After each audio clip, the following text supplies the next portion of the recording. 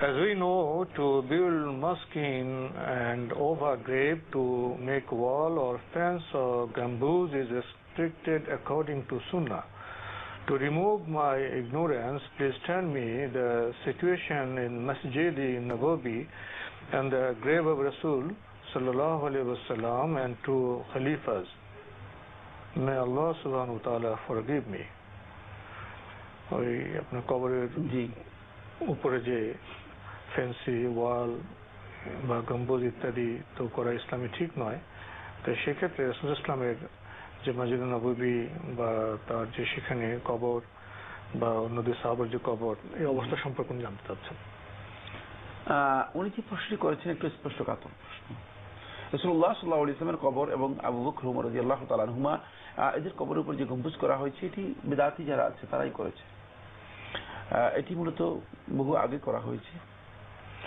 505 হিজরিতে কালাউন নামে যে মানে ব্যক্তি ছিল সে তার সময় এটি করা হয়েছে এবং পরবর্তী সময়ে কেউ কেউ এই চিন্তা করেছিল যে রাসূলুল্লাহ সাল্লাল্লাহু আলাইহি ওয়াসাল্লামের উপর এই কবরকে মানে যে গম্বুজ করা হয়েছে এটাকে ভেঙে ফেলার জন্য, কিন্তু উলামায়ে কেরাম এই বিষয়টি তাহকিক করেছেন, এই বিষয় নিয়ে একটু চিন্তা করেছেন।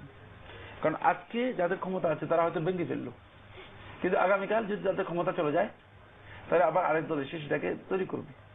ফলে রাসূলুল্লাহ সাল্লাল্লাহু আলাইহি ওয়াসাল্লাম কবর নিয়ে একটা মানে খেলনার বিষয় হয়ে দাঁড়াবে। এটি রাসূলুল্লাহ সাল্লাল্লাহু আলাইহি ওয়াসাল্লামের শানের পরিপন্থী কাজ। তাই এটাকে এখানে স্টপ করে দেওয়া হয়েছে, যাতে করে এই বিষয়ে সাদ্দাল লিজারিআ আর কেউ রাসূল সাল্লাল্লাহু আলাইহি ওয়াসাল্লাম কবরের বিষয় নিয়ে কোনো ধরনের মানে খেলতামাশায় লিপ্ত না হয়, কোনো ধরনের মানে খারাপ কাজ করার চেষ্টা না করে। ফলে এটা যে অবস্থা আছে সে অবস্থায় রেখে দেওয়া হয়েছে এবং উলামায়ে কেরাম এর অতিরিক্ত আর কোনো কিছু সেখানে করার জন্য মানে কোনো অনুমোদন দেননি, এই অবস্থায় রয়ে গিয়েছে। এটা মূলত দলিল নয়, যেহেতু করেছে যারা তারা মানে পরবর্তী সময় 505 হিজরির কথা আমরা বলেছি, যদি 505 হিজরির কথা বলে থাকি মানে এটা হলো 6ষ্ঠ শতাব্দী, হিজরি 6ষ্ঠ শতাব্দীতে শুরুতে করা হয়েছে। এটা রাসূল সাল্লাল্লাহু আলাইহি ওয়াসাল্লাম করেন নাই, তার সাহাবীরা কেউ করে নাই, তাবিঈরা কেউ করে নাই, তাবিঈদের পরবর্তী যুগে তবে তাবিঈনরা কেউ করে নাই। সুতরাং এটা দলিল হিসেবে গ্রহণ করার কোনো সুযোগ নেই। কয়েকশো বছর পরে করা হয়েছে এবং এটাকে দলিল হিসেবে গ্রহণ করে কেউ এই কথা বলার সুযোগ নেই। বা সেখানে বলা হয়েছে রাসূলুল্লাহ সাল্লাল্লাহু আলাইহি ওয়াসাল্লাম নির্দেশ দিয়েছেন, ওয়ালা কাবরান মুশরিফান ইল্লা সাওয়াইতাহু, যদি কোনো উঁচা কবর দেখো সেটাকে তুমি মাটির সাথে সমান করে দাও, মিশিয়ে দাও। কারণ কবর পূজা আমাদের বিধান নয়, আমাদের কাজ নয়।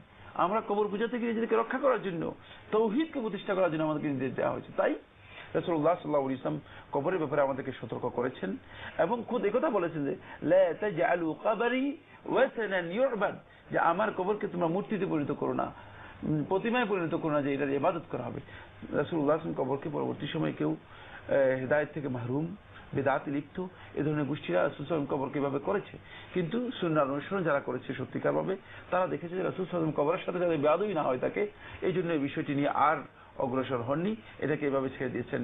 সুতরাং এটাকে দলিল হিসেবে পেশ করে কবরের উপর সদর নির্মাণ করা, গম্বুজ নির্মাণ করা, এগুলোর দলিল দেয়া এটি বিভ্রান্তি, এটি মোটেও বৈধ নয়।